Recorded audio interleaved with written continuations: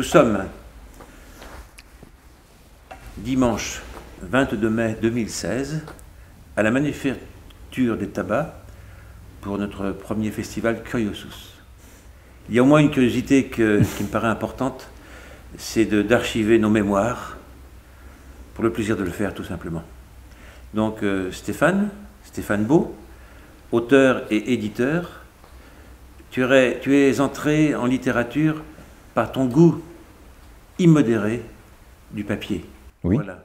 oui, on peut dire ça comme ça, effectivement. Je pense que avant d'aimer lire et même avant de savoir écrire, effectivement, je crois que j'ai aimé les livres avant de savoir ce qu'il y avait dedans. Je ne peux pas expliquer pourquoi, mais depuis l'enfance, effectivement, je me suis amusé à fabriquer des livres blancs avec des petits traits noirs qui symbolisaient des lettres ou des lignes, enfin ça, je m'en suis rendu compte plus tard, mais c'est vrai que j'ai commencé à faire des livres avant de savoir écrire, je crois. C'était planter des graines d'amour? On peut l'analyser comme ça si tu veux. À l'époque, j'ai pas réfléchi. Alors ça mériterait peut-être une psychanalyse un jour, j'en sais rien, mais c'est vrai que je me suis jamais posé la question pourquoi cet objet-là, bien particulier, était devenu quelque chose de si important pour moi. C'est que du papier, c'est que de l'encre, mais pourquoi est-ce que cet objet-là est devenu pour moi quelque chose d'aussi vital? Je n'ai pas d'explication, pas ça. En revanche, tu t'es attaché au contenu, aux mots après, j'allais dire gravés, imprimés sur la feuille, et en particulier aux auteurs anciens, généralement de tendance libertaire qui correspond en fait à ce que tu as créé, ta petite maison d'édition que tu as nommée Grognard. Une fois que j'ai fabriqué des livres dans lesquels il n'y avait rien, il m'a bien fallu, j'ai bien constaté qu'il y avait un mystère là-dedans, et que dans ce mystère-là, que j'étais pas le seul en tout cas à aimer ces objets-là, et que d'autres avaient aussi pensé, d'autres avaient écrit, d'autres avaient aimé les livres, et que quelque part, j'ai remarqué que je faisais partie d'une forme de communauté, d'une grande famille, et voilà, après j'ai été attiré à aller fouiller un peu aussi dans ce que les autres avaient écrit. Bien avant même de moi songer à écrire quoi que ce soit, j'ai surtout songé à lire les autres. Mes premiers livres ont été dans les bibliothèques de mes parents, de mes grands-parents, dans des cartons trouvés à droite à gauche. Et je crois que là, j'ai remarqué en tout cas que dans ce qui déjà faisait partie du passé, des livres un peu jaunis, des pages cornées, il y avait plein de belles choses. Mes premiers amours littéraires ont été des vieux livres. Et je pense qu'effectivement, ça a joué après à faire en sorte mon amour des vieux livres, mon amour des vieux papiers, qui m'ont emmené ensuite à faire la revue Le Grognard. Oui. Le livre objet de liberté aussi. Façon de s'affirmer par rapport à un monde difficile, injuste.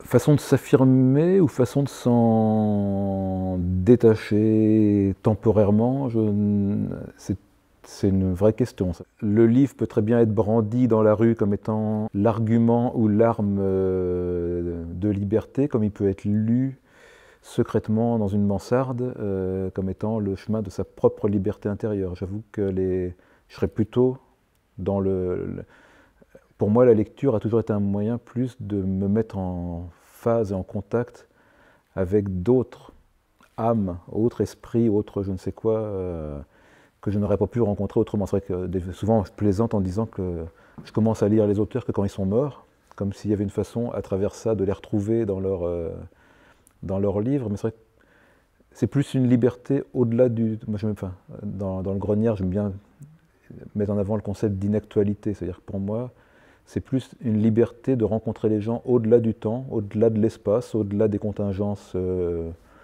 matérielles et autres.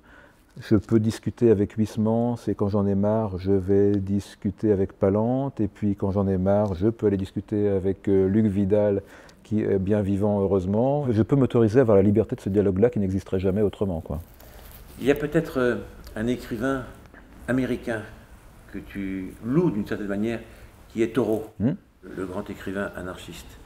Et dans tes premiers livres, évoquons-les, Le Coffret, à l'aube de la dictature universelle, tu développes ces thèmes en homme libre, les en dehors. Ces thèmes s'entrecroisent toujours, y compris dans tes nouvelles, comme la chaussure au milieu de la route. C'est ton miroir, ces livres-là? Alors, ils sont forcément un miroir. Alors, c'est vrai que mes livres sont souvent assez sombres, quand même assez noirs, assez... Les héros survivent rarement aux dernières pages. Et ceux qui me connaissent ont de moi une image quand même plus positive, plus rose, plus, j'aime dire des bêtises. Et souvent, je leur explique que c'est justement un peu comme Dorian Gray, tout mon mauvais côté du miroir, je le mets dans les livres pour garder dans la vie que le côté un peu plus vivable, on va dire, quoi. Et par rapport à Thoreau, effectivement, donc je pense que une bonne partie de ma réflexion personnelle, et que j'en mets aussi dans mes livres, mais c'est aussi la réflexion de Georges Palante, le philosophe que j'aime beaucoup et qui mettait en avant l'individu, c'est comment nous, en tant que petit individu qui avons un petit temps de passage bien déterminé sur la Terre, comment est-ce qu'on peut arriver à trouver une forme de cohérence dans ce grand tout? Comment est-ce qu'on peut arriver à faire son petit bout de chemin? Et c'est vrai que quand je parlais de la mansarde tout à l'heure, mais ça peut être la cabane de Thoreau, comme celle de Junger, comme celle de... Comment est-ce qu'on arrive à se trouver un petit espace sur cette terre où on peut être heureux avec le moins d'artifice possible? Donc c'est vrai que mes personnages cherchent en général ça. Je pense au roman Les En dehors, histoire d'un couple qui fuit le monde civilisé, qui vit dans la forêt, qui retrouve l'esprit d'une caverne. On refait le monde d'une certaine manière. Mais il n'est pas si pessimiste que ça, malgré la dureté de la vie. Tes personnages s'aiment dans une clairière. Alors celui-là est peut-être l'exemple qui confirme la règle, ou c'est peut-être un des seuls livres vraiment optimistes, qui finit sur une lueur vraiment d'espoir clairement nommée, qui veut peut-être dire, effectivement, pour moi, je pense que la clé du bonheur, elle est là. Ça veut dire qu'il ne faut pas chercher des choses impossibles. Ce petit couple, cet enfant qui se reforme, une maison, un jardin, c'est le Candide de Voltaire, version 2000, je ne sais plus quand il est sorti, 14, 15, 16, enfin peu importe. Il faut cultiver notre jardin. Je crois que même si je ne suis pas un grand voltairien, je crois qu'on n'est jamais allé beaucoup au-delà de cette petite maxime qui symbolise pour moi peut-être la seule voie vraiment humaine viable. La recherche du bonheur. La recherche du bonheur, aussi simplement et aussi, c'est à la fois très simple et très compliqué, quoi. Alors la recherche du bonheur, elle est aussi dans son côté âpre de recherche, dans le coffret. Et bien sûr, je pense à Orwell, qui est un de tes maîtres penseurs, en quelque sorte, ou du moins dans ce qu'il essaie de dénoncer. Dans la critique, voilà. La critique d'une société totalitaire. Alors, et celui-là, ça finit mal. Hein. Voilà. Hein, voilà. Alors après, Orwell ou d'autres, il n'est pas le seul dans cette voie-là. Après, je n'ai rien inventé là-dedans, mais dans l'idée qu'effectivement, le totalitarisme qui fait qu'aujourd'hui, il devient quasiment impossible de penser hors des sentiers battus. La société moderne est en train d'inventer une forme de dictature que les vrais dictateurs n'avaient même pas osé imaginer. Ça veut dire qu'ils se sont fait suer à utiliser la violence, alors que finalement, il y avait moyen d'arriver au même résultat de manière beaucoup plus pacifique. Voilà. Précisément, contre ça, l'acte d'écrire, tu es un homme de prose, un homme de petits tableaux, on évoquera d'autres livres tout à l'heure, et puis aussi un homme d'aphorisme. Tu adores, évoquons Jules Renard, et tout ton travail que tu fais d'observateur de la société, des hommes tout simplement. Le mot aphorisme, qu'est-ce qu'il te chante? Alors le mot aphorisme, il me chante surtout que plus je réfléchis un peu sur mon parcours, plus je remarque que j'ai finalement pas choisi grand-chose. C'est-à-dire que les choses se sont souvent faites par rencontre, par hasard et puis par nécessité. L'aphorisme, à la limite, c'est pas un choix, mais je crois que je suis tellement fragmenté déjà en moi, que de toute façon, j'ai guère d'autres solutions que d'aller chercher. J'ai l'impression que pour moi, le monde réel se résume en petites pièces de puzzle que je passe ma vie à essayer de rassembler. Et ces aphorismes sont aussi des pièces de puzzle qui, des fois, se réunissent suffisamment bien pour faire une nouvelle, plus rarement arrivent à s'assembler pour faire un roman. Mais je veux dire, les nouvelles et les romans sont plus des accidents chez moi. Je pense que c'est plus le côté... Ce qui me ressemble le plus, c'est le fragment. C'est pour ça. Alors, c'est pas forcément un amour de l'aphorisme en tant que tel, c'est plus une obligation du fragment, quoi. Cette culture du fragment, on la trouve dans deux livres. Le premier que tu as fait à partir de photographies de Catherine Matoche, et puis le second que tu as fait à partir des photographies d'Yves Privé. Le premier, Instant nomade, le second, Arbre complémentaire, d'ailleurs, poème en équilibre, en collaboration avec aussi Bénédicte Guillou. Alors c'est un autre type de travail d'écriture, car du fragment poème que tu sors, il y a un dialogue là, dialogue avec les arts, d'une certaine manière. Comment as-tu vécu ce travail sur Instant nomade? Alors, dialogue avec les arts, et puis surtout dialogue avec une autre... On reste un peu dans l'esprit de ce que j'expliquais tout à l'heure avec mes premières lectures et les dialogues que j'ai avec d'autres auteurs, morts ou vivants.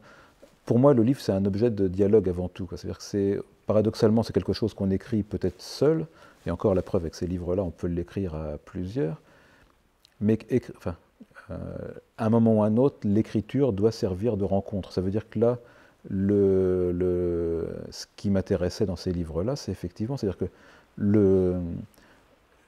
le texte n'a de sens que parce qu'il y avait une photo en face, la photo n'a peut-être de sens que parce qu'il y a un texte en face, et ça veut dire que c'est de ce dialogue-là que naît une richesse supplémentaire qui n'existait pas avant.